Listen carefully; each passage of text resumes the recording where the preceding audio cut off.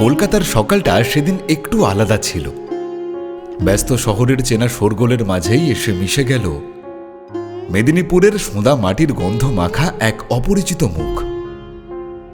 আর সেই মুহূর্ত থেকেই শুরু হলো আমাদের এক নতুন গল্পের প্রস্তুতি। শহর জুড়ে যেন প্রেমের মরশুম, আলোতে মাখামাখি আমার গ্রিন রুম। কখনো নেমে আসে অচেনা প্যারাশুট, তোমাকে ভালোবেসে আমার চিরকুট। সেদিন ছিল সোমকান্তার অধিবাসের ফটোশ্যুট।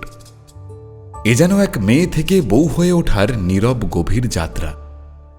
সাদা মার্বেলে মোড়া ভিক্টোরিয়া মেমোরিয়ালের সামনে দাঁড়িয়ে তার উচ্ছ্বাস যেন ইতিহাসের পাতায় যোগ করছিল নতুন এক অধ্যায়। ভরসা দিতে পাশে ছিল দুই বান্ধবী, বৃষ্টি আর প্রকৃতি। তাদের হাসি আর হাতের স্পর্শেই সাহসটা একটু বেশি দৃঢ় হয়ে উঠছিল।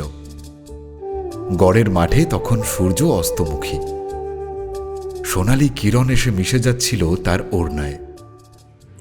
বসে আছে কবে শুনিব তোমার বাণী, কবে বাহির হইব জগতে মম জীবন ধন্য মানি।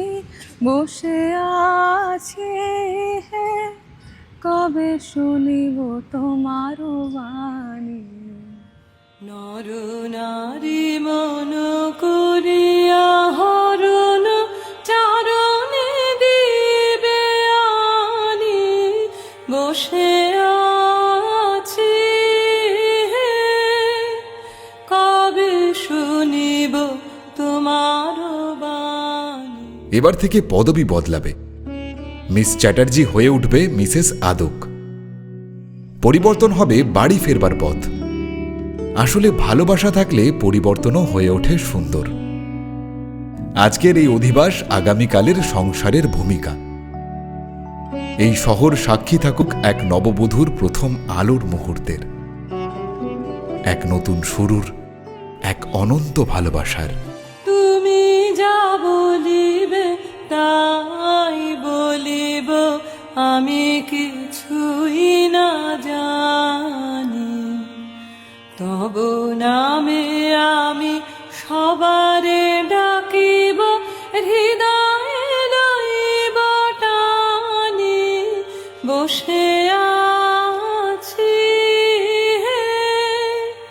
কবে শুনিব তোমার বাণী।